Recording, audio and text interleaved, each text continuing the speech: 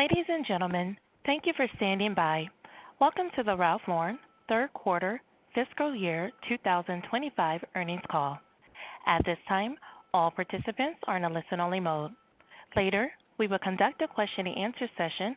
Instructions on how to ask a question will be given at that time.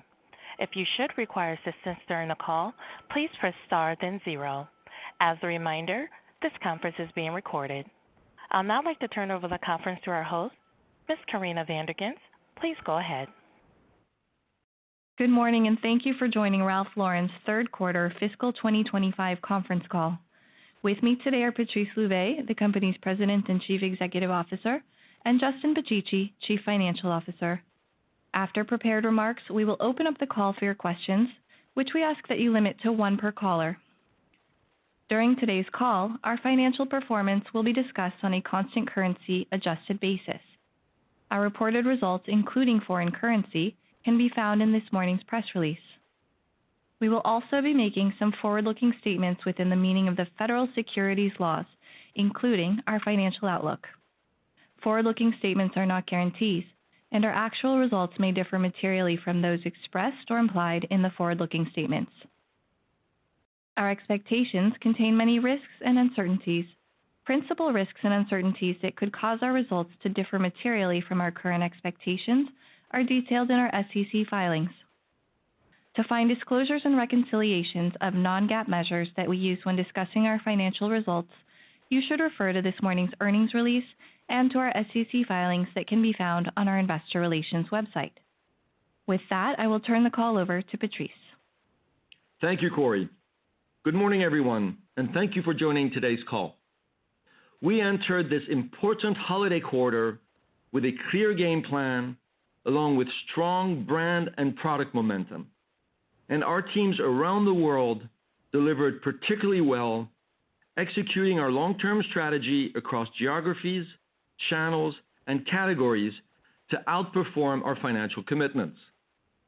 This quarter's results underscore the powerful combination of our iconic, timeless brand and products, our durable and diversified levers of growth, and our ability to connect authentically with consumers across genders, generations, and markets through our proven key city ecosystem model.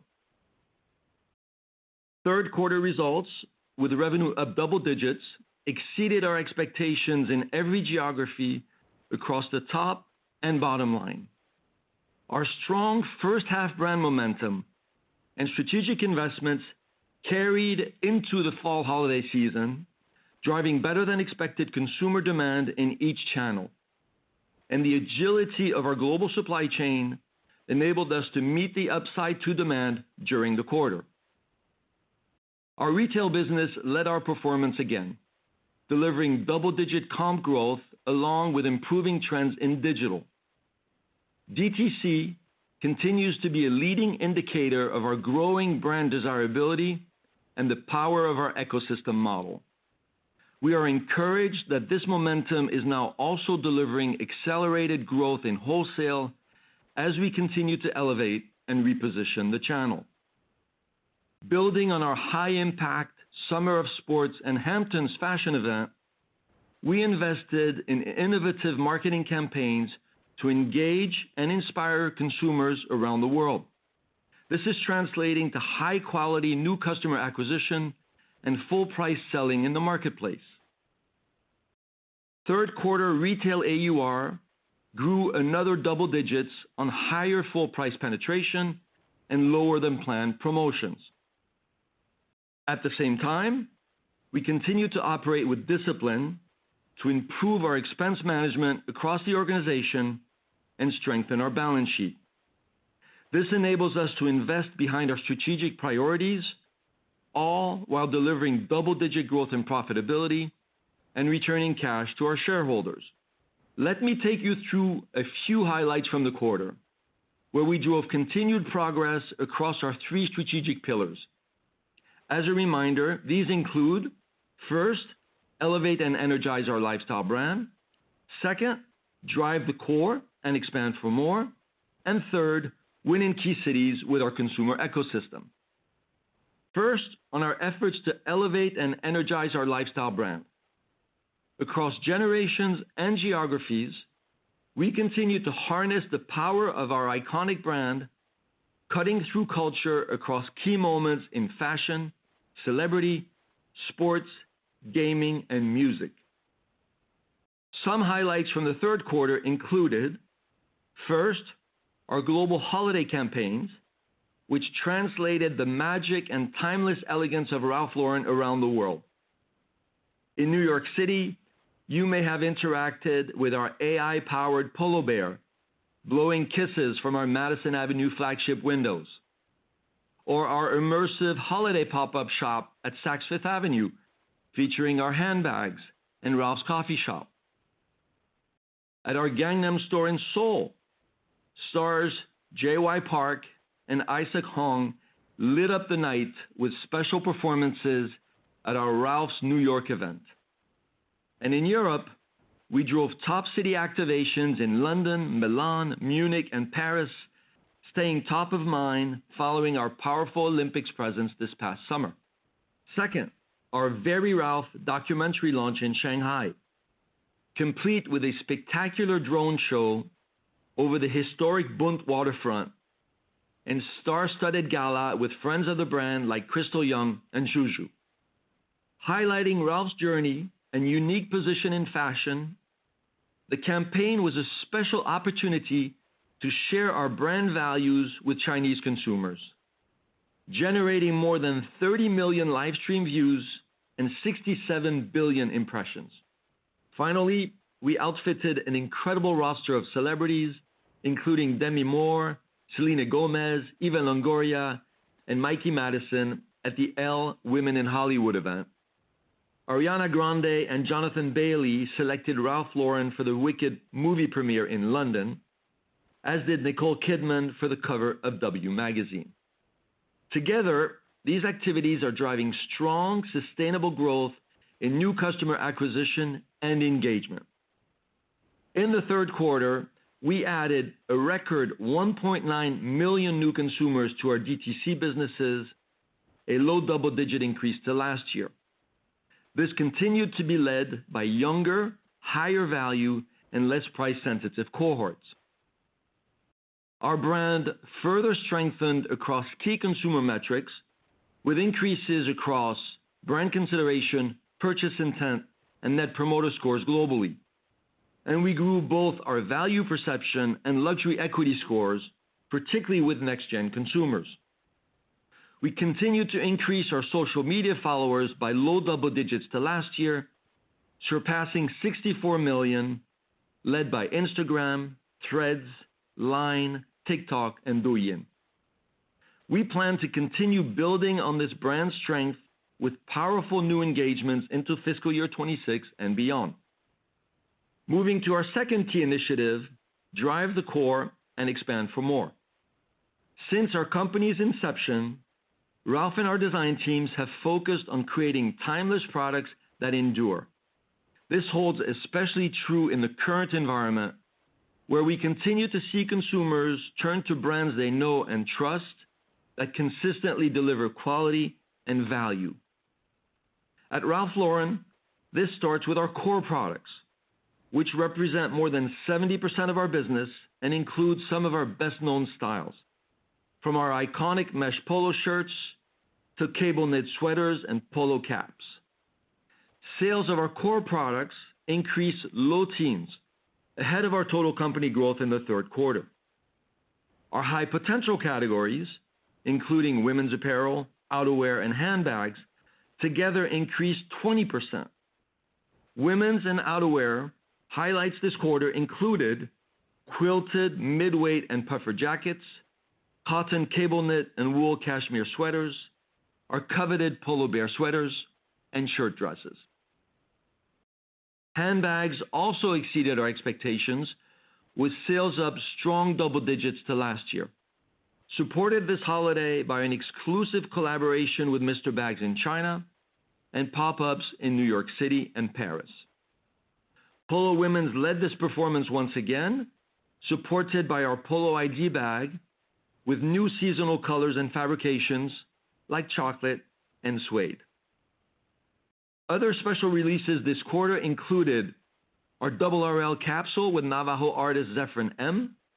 This represents the second collaboration in our groundbreaking Artist in Residence program, focused on empowering and celebrating artisans within the communities that have historically inspired our designs.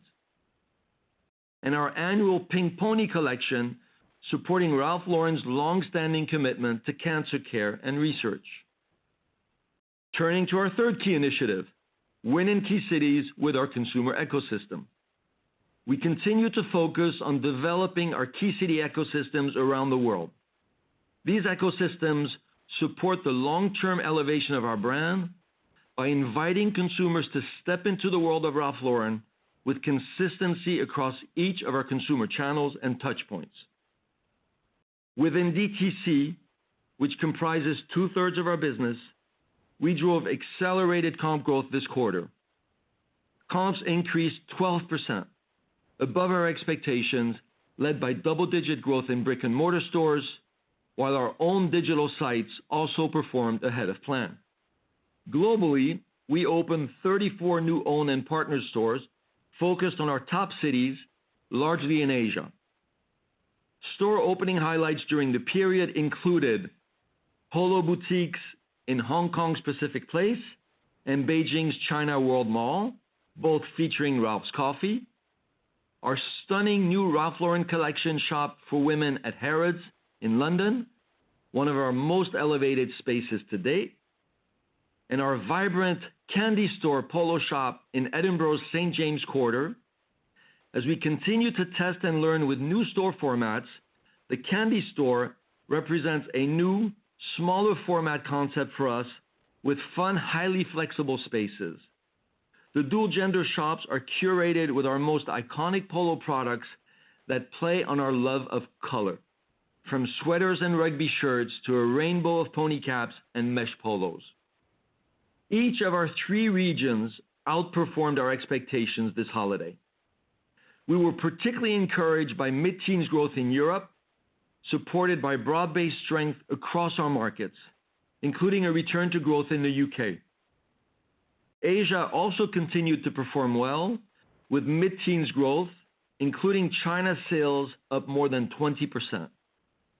And North America accelerated to high single-digit growth this quarter on ongoing strength in DTC and a meaningful improvement in wholesale trends. And finally, touching on our enablers. In addition to our strategic priorities, our business continued to be supported by our 5 key enablers. Sharing a few highlights. Ralph and I are incredibly proud of our teams. Their engagement and love for what we do is evidenced not only in their excellent execution, but in how they show up for one another and the communities we serve. Whether that's our corporate teams volunteering hundreds of hours to support our retail teams during the peak holiday season, or teams across every region working directly in our communities to support those in need. Their commitment to our business, our brand, and our values is unmatched. And just a few weeks ago, Ralph became the first fashion designer ever to receive the Presidential Medal of Freedom, America's highest civilian honor. The award recognized Ralph's extraordinary contributions to culture and society as a visionary designer, trailblazing entrepreneur, innovative business leader, and dedicated philanthropist. His vision continues to inspire us here at the company every day. Congratulations to Ralph. In closing, we are strongly encouraged by our team's progress through the first 3 quarters of this fiscal year, including the important holiday season.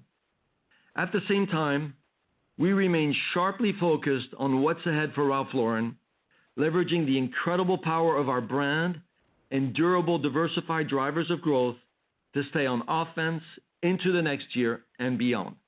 And with that, I'll turn it over to Justin, and I'll join him at the end to answer your questions. Thanks, Patrice, and good morning, everyone. Our strong third quarter performance reinforced the confidence we have in our diversified growth drivers and premium position in the marketplace. As our teams continue to deliver with excellence on our near-term commitments, we remain focused on investing in the strategic priorities that will enable us to better serve our customers and sustain our growth into the future. These include our brand, the continued elevation of our products, our digital capabilities and technology, and our top city ecosystems around the world. Third quarter results meaningfully exceeded our expectations across revenues and gross and operating margins, delivering one of our most successful holidays to date.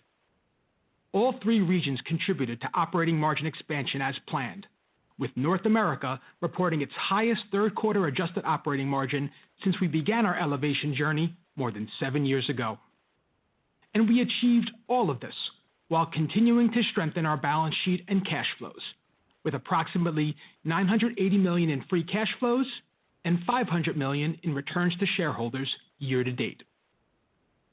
This continued progress gives us confidence in raising our full-year outlook once again. But first, let me walk you through our financial highlights from the third quarter, which, as a reminder, are provided on a constant currency basis. Total company third quarter revenue growth of 11% was above our outlook, with better than expected performance in both our direct-to-consumer and wholesale channels. Total company retail comps grew 12%, as our holiday product offering and marketing campaigns resonated with consumers across regions. Total digital ecosystem sales, including our own sites and wholesale digital accounts, increased mid-teens, accelerating from prior quarter trends. Total company adjusted gross margin expanded 190 basis points to 68.3%. This strong performance was driven by AUR growth, reduced promotions and favorable mix shift towards our full-price businesses, and lower cotton costs, partially offset by higher freight expense to mitigate East Coast port disruptions. AUR increased 12% in the third quarter. This exceeded our mid-single-digit outlook, as demand for our core and seasonal products drove better than expected full-price selling trends. Our ability to drive strong sales early in the quarter through Black Friday week also enabled us to pull back on planned promotions through the remainder of the period. As a result, we reduced our global discount rate by more than 500 basis points, meaningfully greater than expected. In the fourth quarter, we are planning for high single-digit AUR growth, as we pull back further on end-of-season discounting across all regions following our strong holiday sell-throughs in Q3. Adjusted operating expenses grew 10% to 49.7% of sales, down 30 basis points to last year.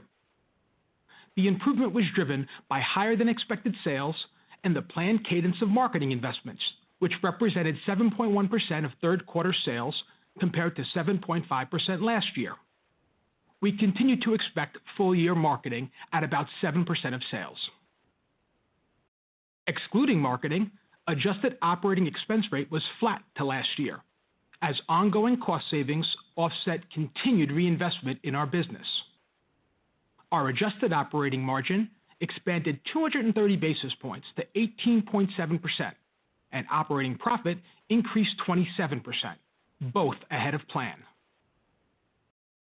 Moving to segment performance, and starting with North America, third quarter revenue increased 7%, exceeding our expectations. While momentum continued in our retail channels, we were especially encouraged by our return to growth in wholesale this quarter. In North America retail, third quarter comps increased 8%. Brick-and-mortar comps were up 10%, with strong growth in both full-price and outlet stores. Digital comps increased 3%, improving sequentially as we invested in more targeted marketing, merchandising, and site enhancements under our new digital leadership. And our digital wholesale business accelerated to low-teen sellout in the quarter. Total North America wholesale revenues increased 6%, above our expectations. Our wholesale AUR increased mid-single digits on well-positioned inventories in the channel. Full-price sellout was in line with our sell-in this quarter, supported by a strong fall product offering and growth in core replenishment. We expect our wholesale sell-in to be up slightly in Q4 and continue to be generally aligned with our sellout trends. Our outlook now includes the planned exit of 60 department store doors this fiscal year. While the ongoing exits are not material to our financial results, we continue to proactively evaluate and refine our brand presence on a door-by-door basis. Moving to Europe, third quarter revenue increased 16%, driven by strong performance across our retail and wholesale channels. Growth was supported by brand momentum from this year's highly impactful marketing activations. All of our key markets delivered growth in the quarter, led by double-digit revenue growth in Germany, France, Italy, and Spain. And encouragingly, sales grew in the UK this holiday as our underlying trends in the market continue to improve. In Europe retail, comps increased 17% to last year, above our expectations. Growth was balanced across our brick-and-mortar and digital channels. Europe AUR continued to grow strongly on top of last year's low double-digit increase, driven by our brand elevation.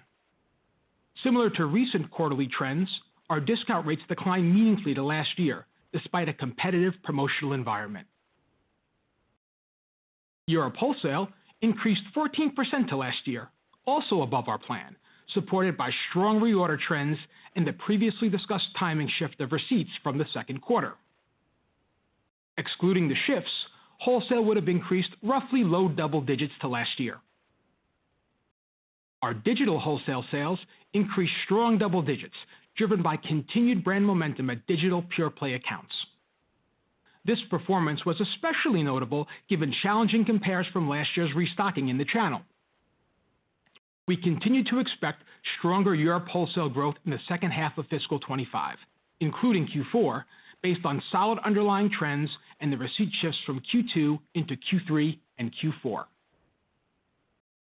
Looking ahead, we remain encouraged by our team's strong execution and our elevated positioning across channels in Europe. And we are focused on delivering powerful new connections with customers in the year ahead as we build on the momentum from our recent brand initiatives. Turning to Asia. Revenue increased 15%, reflecting growth in all markets.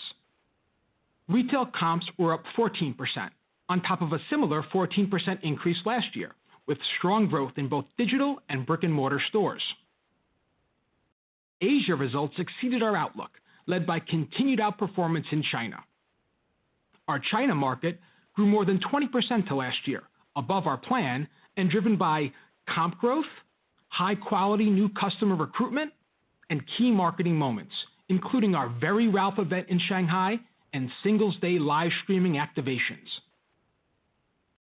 Sales in Japan were also strong, growing low double digits to last year, supported by accelerated domestic consumer trends driven by key brand activations, VIC engagement, and luxury events, along with continued tailwinds from inbound tourism. Partnerships with K-Talent, including Mark Lee, Winter, and Sana, and growth on Kakao, also helped deliver solid growth in Korea and the broader Asia region this quarter. Moving to the balance sheet. Our strong balance sheet and cash flows continue to be key enablers of our fortress foundation, allowing us to make strategic growth investments in our business while returning cash to shareholders. We ended the quarter with $2.1 billion in cash and short-term investments and $1.1 billion in total debt. Our teams continue to leverage our agile and diversified supply chain to manage through global industry disruptions. With regards to the recently announced U.S. tariffs on goods from China, Mexico, and Canada, we currently anticipate a minimal annual impact. Third quarter net inventory decreased 5% to last year, even as we improved our in-stock rates of popular core and seasonal products to fulfill stronger than expected consumer demand this quarter. Inventories in each of our regions are well positioned as we exit holiday and enter the spring season. And we still expect to end fiscal 25 with inventories generally aligned to revenue growth. Weeks of supply continue to decline as we improve our inventory efficiency through initiatives like our predictive buying model, which is designed to put our core, top-selling styles in the right channels at the right time. This new buying framework is just one element of our upcoming next-generation transformation strategy, which will bring together our new global ERP system with integrated business planning tools and more productive, agile logistics to align with our increasingly global DTC-oriented business going forward. Looking ahead, our outlook remains based on our best assessment of the current geopolitical backdrop as well as the macroeconomic environment. This includes inflationary pressures, tariffs, and other consumer spending-related headwinds, supply chain disruptions, and foreign currency volatility, among other considerations. For fiscal 25, we now expect constant currency revenues to increase approximately 6 to 7%, up from 3 to 4% growth previously, reflecting our strong year-to-date performance. Foreign currency is now expected to negatively impact full-year revenue growth by about 100 to 150 basis points due to a stronger U.S. dollar. We now expect operating margin to expand about 120 to 160 basis points, up slightly from our prior outlook, driven by gross margin expansion of about 130 to 170 basis points. In constant currency relative to our fiscal 22 Investor Day base period, this puts us on track to exceed our 15% operating margin target this year. Foreign currency is expected to negatively impact both our gross and operating margins by about 30 to 50 basis points. For the fourth quarter, we also expect constant currency revenues to increase in a range of approximately 6 to 7%.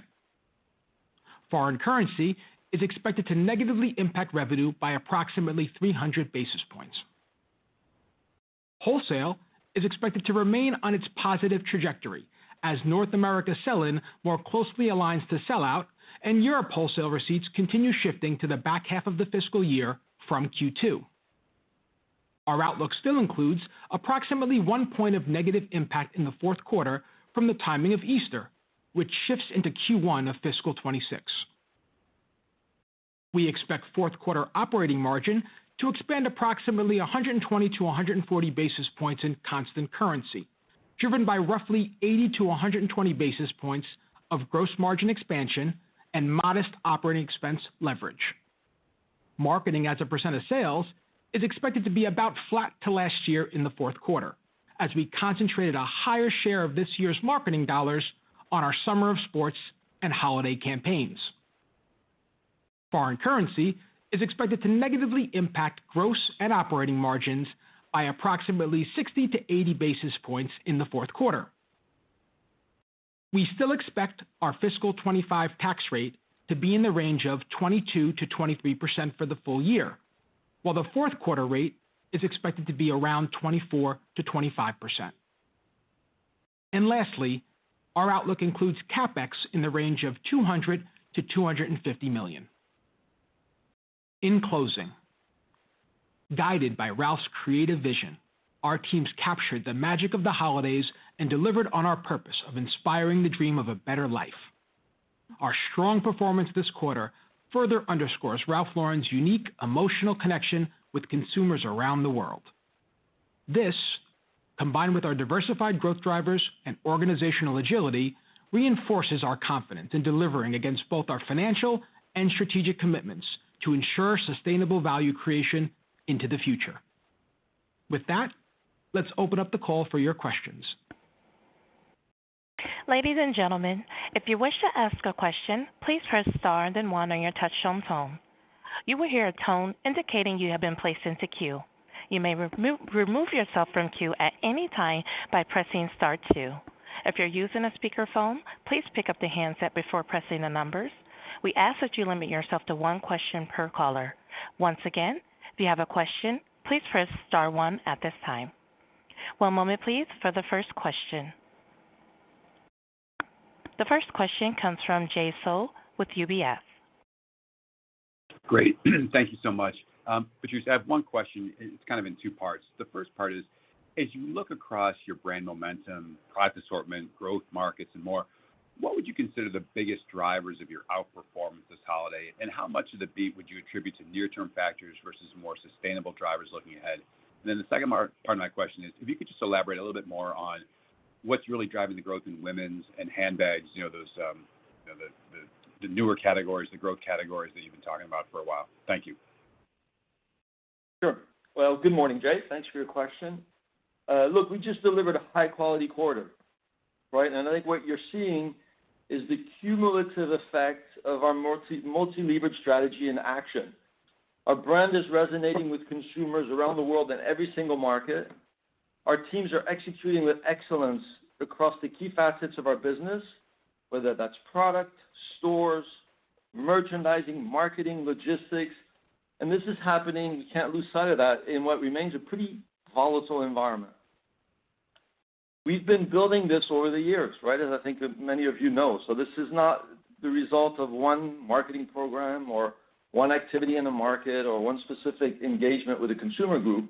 It's the combination and the cumulative effect of what we've been doing for many quarters now and many years, and the drivers are durable.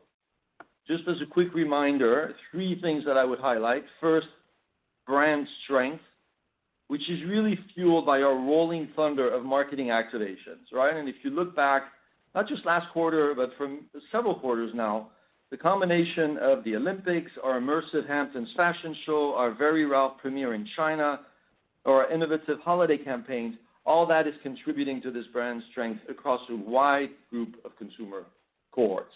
The second piece is the breadth of our lifestyle portfolio, which we continue to believe is a key competitive advantage in our space, right? And this is both the combination of a strong core that's resonating with consumers around the world. So strong core are cable knit sweaters, our polo shirts, our Oxford shirts, our polo caps, our blazers, and then high potential categories, and you touched on them, so I'll come back to that, like women's handbags, like women's apparel, and like outerwear, which are performing particularly well and have significant runway, not just for 1 quarter or 2 quarters, but actually for many, many years.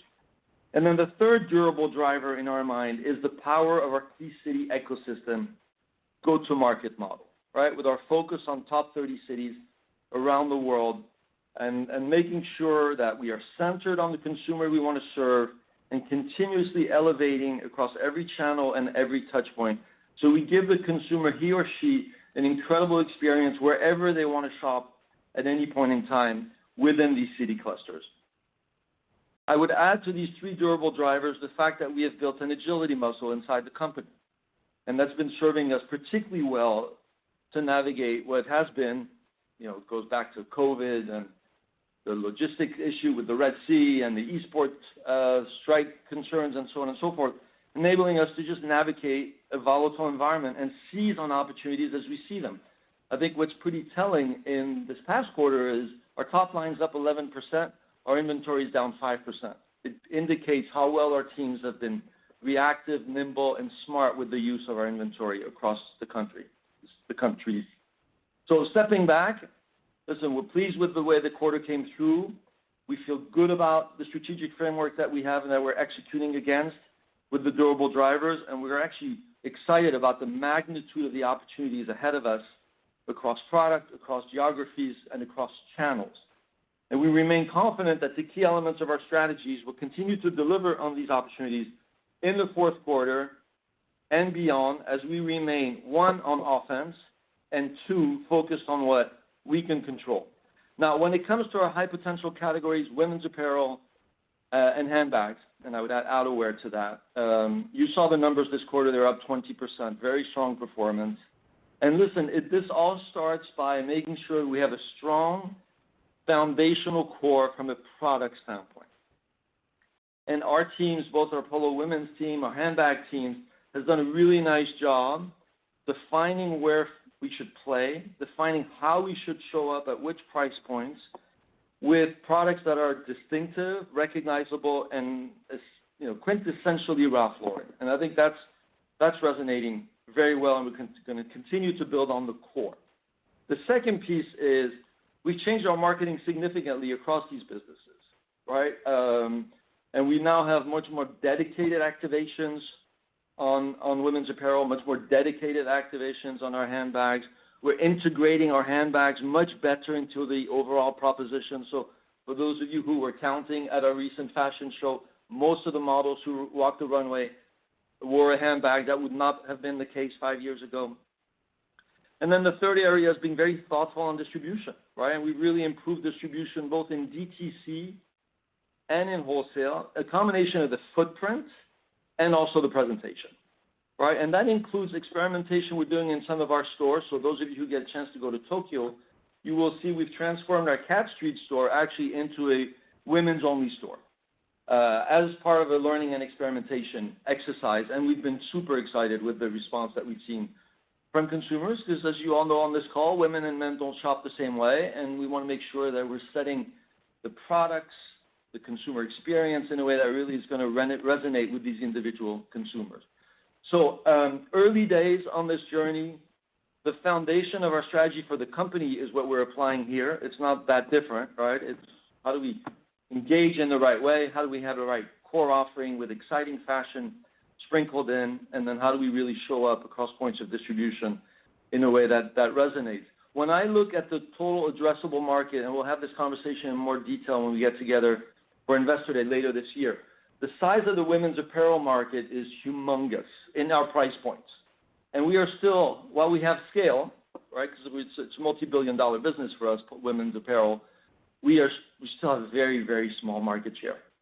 The same is true for handbags, right? Depending on the numbers, $80 to $90 billion segment. We're far from those numbers. So significant runway there, and same thing for outerwear. So we're excited about how our core is resonating, and obviously that will always be priority one at Ralph Lauren, but we will continue to lean into these selective high-potential categories where the brand is resonating, our teams are in touch with the consumer, and we've got significant runway. Thank you. Next question, please. Thank you. The next question comes from Laurent Vasilescu with BNP Paribas. Good morning. Thank you very much for taking my question.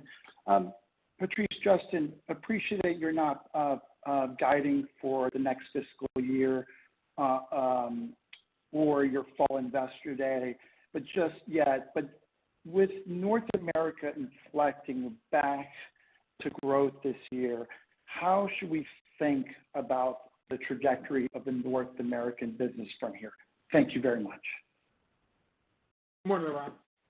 So just taking a step back, so when we started our Next Great Chapter strategic journey several years ago, we made a number of very deliberate choices, right, to elevate our brand, to elevate our distribution. And this was especially true in North America, right? Think lessening our exposure to the lower tier department stores and reducing our off-price business by 50%, while at the same time strengthening our full-price proposition and penetration and expanding margins. So we set out to elevate our brand in the marketplace and establish that healthier foundation for long-term consistent growth. And we're now seeing the impact of these efforts come through in our improved North America results. The multiple drivers of growth that Patrice just talked, they're as relevant for North America as they are for our other two regions. And we're really encouraged by how each of our North America channels is contributing to our growth. So on the DTC side, we've delivered now 6 consecutive quarters of solid comp growth, led by our full-price stores with meaningfully less discounting. And we believe this is a pretty good bellwether of how our brand and our product is resonating with consumers. And notably within DTC, our own digital business is now back on a growth trajectory. On the wholesale side, as we mentioned in the prepared remarks, we've been working to stabilize our business season over season. We've seen a return to growth in the channel a little faster and a little stronger than we anticipated, even as we continue to scale back and prune our lowest tier doors. But clearly the progress we're seeing in DTC is coming over and starting to translate to wholesale. And this is evident by the positive responses we're seeing from top-tier luxury accounts where we're admittedly still in the early stages of our expansion. So, listen, while we're not going to guide for next year or the years beyond just yet, stabilizing that North America wholesale business, it's an important milestone on our long-term strategic journey. And, put together with the momentum we have in DTC, we've established a solid foundation to deliver sustainable revenue growth and operating margin expansion for both our largest region, North America, and for the company overall. Thank you. Next question, please. Thank you. The next question comes from Matthew Boss with J.P. Morgan. Thanks, and congrats on a great quarter. Thanks, Matt. So Patrice, could you speak to the foundational investments that are now in place that are really driving the double-digit growth in Europe and China? Maybe just elaborate on continued market share opportunity abroad and white space you see for further store growth. And then Justin, just maybe could you talk to the balance that you're striking between reinvestment in the business, notably with marketing, which is obviously delivering clear returns, relative to continued margin expansion multi-year? Sure. So foundational investments for us are really across marketing, right? And you know, because you followed us closely, that we've increased our marketing spend as a percent of revenue quite meaningfully over the past few years. We're around 7% now. As we've said in prior conversations, this is not the ceiling. The message to the marketing teams is you have no limit on marketing investment. The only constraint is ROI. So we expect to continue to increase marketing spend here as we expand margin over time. The key elements of the marketing activations have really evolved over time. So we now have a very broad portfolio of marketing activations that range from fashion moments. I wouldn't call them shows because they're much more than shows. They're cultural moments, to obviously all the sports activations, the work we're doing with influencers on social media platforms, gaming, etc. The second area where we're investing is obviously store openings, all right? And here, on the one hand, I'm actually really pleased with the work the teams are doing on comp performance, because look at our comp performance across the regions, right? Plus 8% in the U.S., plus 17% in EMEA, plus 14% in APAC. So the foundation store footprint is delivering, and this is true both across our full-price stores, our outlets, and our own digital. Now, we also know we have continued opportunities to expand our footprint across key cities. So we expect this year to open around 85 new stores. This is consistent with the 3-year target we gave out during Investor Day 2.5 years ago of 250 new stores. This is true in the U.S. Matt, I know you talk EMEA and APAC, but obviously we have store opening opportunities in the U.S. We're opening next month in March on Jackson Street in San Francisco as we look to expand on the West Coast where we have significant white space. We also have significant opportunities in Europe through both our own and partner stores, and the teams have done an excellent job expanding our footprint and with the new store openings really delivering nicely relative to our expectations. And of course in Asia we'll continue to expand. We've got key opportunities first and foremost in China with a really nice momentum there. But we also have opportunities in Korea where our footprint is still quite limited. We have opportunities in Japan. So that will continue. And then the last thing I would say from a market share standpoint is, I come from a business where on Gillette we had 95% market share. So it's hard to grow market share. The good news in this business is it's highly fragmented, right? And no one really has any meaningful market share. So the market is very large. The category is very fragmented. While we have good positions of leadership in a number of categories, we're still relatively small from a market share standpoint. And what we've seen this past quarter is continued market share expansion across men's, across children's, and meaningful share expansion, obviously, across women's and handbags, as we were talking earlier with Jay. So I think the combination of continue to drive marketing spend and lean into high ROI activities with a broad range of activations and this rolling thunder approach of always on with strong new customer recruiting, which will drive market share growth, and continued selective, choiceful footprint expansion in our top 30 key cities is a bit of a flywheel for us. And so we expect that to continue to deliver, again, being very targeted and focused on how and where we show up, because we know one of the risks is to dilute ourselves by being overextended and overexposed.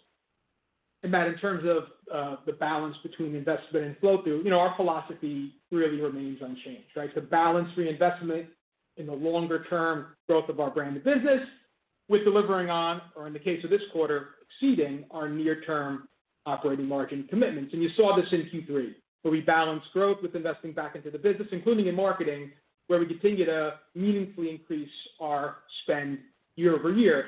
And for Q3, our OpEx rate came in line with our expectations. We delivered SG&A leverage, and that importantly came along with really high-quality revenue growth. So we feel like we're striking that right balance, and you'll continue to see us do that as we move forward. Thank you. Next, please. Thank you. Next question comes from Dana Telsey with Telsey Advisory Group. Hi, good morning, and congratulations on the very nice progress. As you talked about brick and mortar and what you're seeing, given the acceleration you've seen around the world, particularly in North America, what changed and how is the outlook performance, and is that an area of growth in terms of new stores? And then can you expand on what you're doing in AI, the impact and the opportunity? Thank you. Sure. So I'll talk a little bit about sort of what we're seeing in brick and mortar. We did see continued strong performance in both our full price and our outlet stores, really across all regions in Q3, and very consistent with sort of the Q2 trends. Our full price stores continue to lead our growth, Dana, and then our Q3 outlet comps actually accelerated on really strong responses to our product offering and enhancements we've made around the world in staffing and experience. And taking a step back, really importantly, we delivered in these brick and mortar channel really strong quality of sales, really strong AUR growth on extremely positive traffic trends and increased basket. So we're really feeling good about that performance, and it's consistent really across our regions. In North America specifically, similar trends. And again, I would say our Ralph Lauren stores, full price stores, continue to lead our performance, and that's consistent with what we've been seeing over the past couple of years, really driven by traffic and AUR. And then AI is a big opportunity for us, so we're leaning into it. I'd say from a headline standpoint, Dana, we look at AI both through kind of a creativity lens and a productivity lens, right? That's how we really want to be leveraging these new capabilities. On the creativity lens, what you see is, it's not our stores, it's our website, but we're leveraging actually generative AI to help with search and consumer navigation. We're obviously leveraging AI with our contact center in the way we engage with consumers.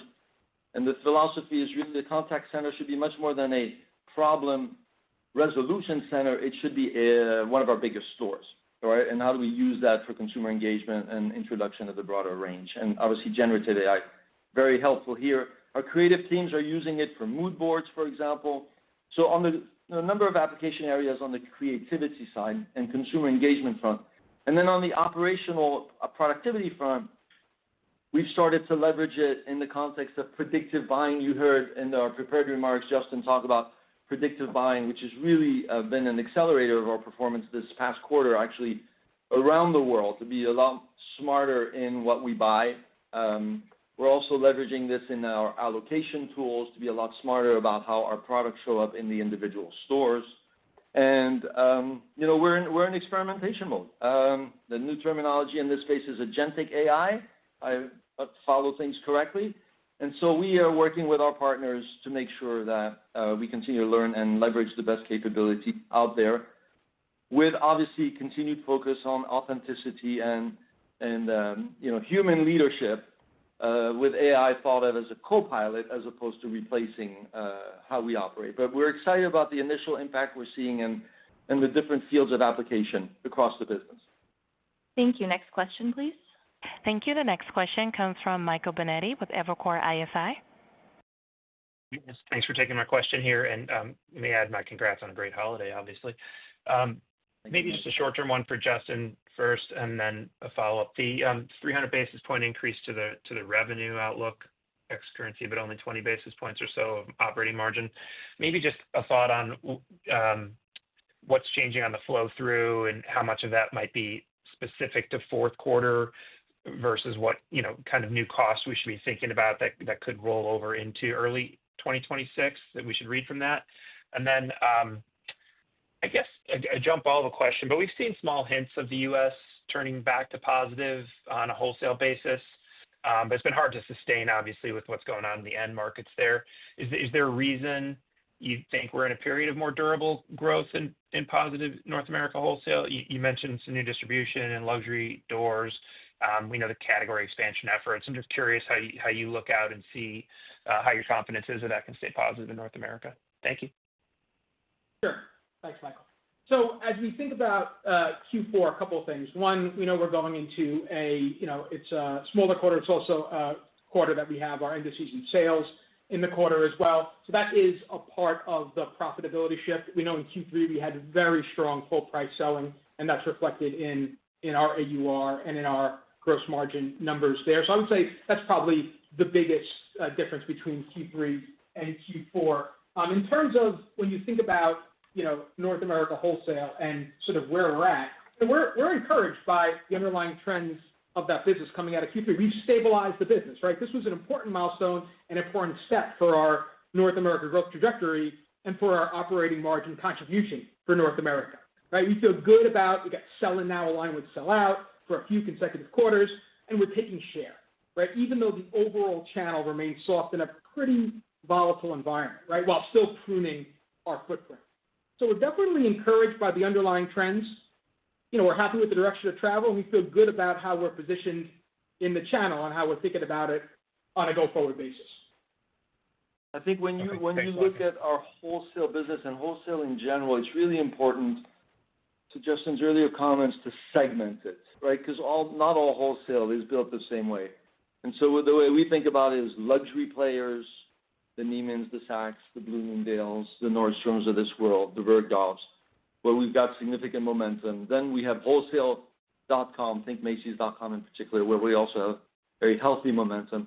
Then you've got the top 50 doors of the key players where our partners are investing with us in people, in capital, in the way the product is being presented, and we're seeing that resonate. And then there's the balance of the channel that continues to be challenged, and that we're working through. And we're working through two lenses here, which is in those doors where we want to stay, how do we ensure that with our partners there's investment, there's activation, there's customer service, and then we'll continue to prune. And you heard Justin talk about the fact we're going to eliminate another 60 doors within that group this year, and we're going to continuously prune to make sure we're showing up in the right place relative to how we want to project the brand and from a profitability standpoint. So I think, Michael, it continues to be a pretty volatile environment. It's really important to look at it in subparts, but obviously we're pleased that we're now stabilizing a business that's been a drag for this company for many years.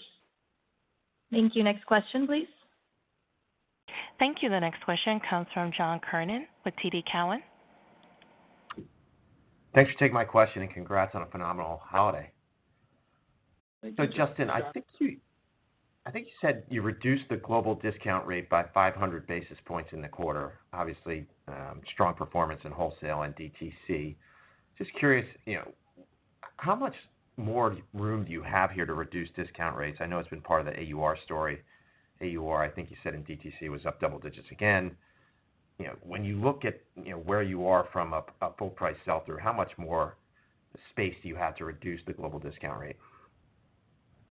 Yeah, no, it's definitely something we think about. If you think about what's driven our AUR and our margin expansion over the past 7 years, right? There's been a couple of things, right? There's been sort of the favorable channel geo mix. There's been product mix elevation. There's been like-for-like price, and there's also been, to your point, brand repositioning, disciplined inventory management, and that promotional kind of pullback. And they've probably been about equal parts over the last 5, 6, 7 years. As we look forward, we believe that those drivers are all durable, with the one caveat being like-for-like is going to be a targeted driver that we're really going to lean into to offset cost inflation when we see there are structural changes in costs like what we're seeing in Japan with foreign currency. But if you think about the drivers there, the promotional pullback driver, in this quarter, we pulled back promotions in all of our regions and all of our channels. We saw really strong full price selling driven by our marketing and our product.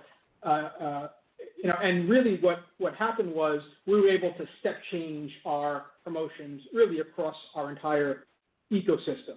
And that's something that, it was done in North America, where we probably have a bit more runway in some of our channels, like our outlet channel, but it was also done in China, where we're very, very elevated, highest AUR in the world, and we still were able to pull back and to get some AUR growth and margin expansion from that promotional lever. So we feel really good about proof of concept in terms of this lever going forward, and our new consumer acquisition muscle that we've built up, really focused on bringing in more full-price customers into the fray, really gives us confidence that that flywheel can continue and that this particular lever of AUR growth and gross margin expansion has a lot of runway as we look forward.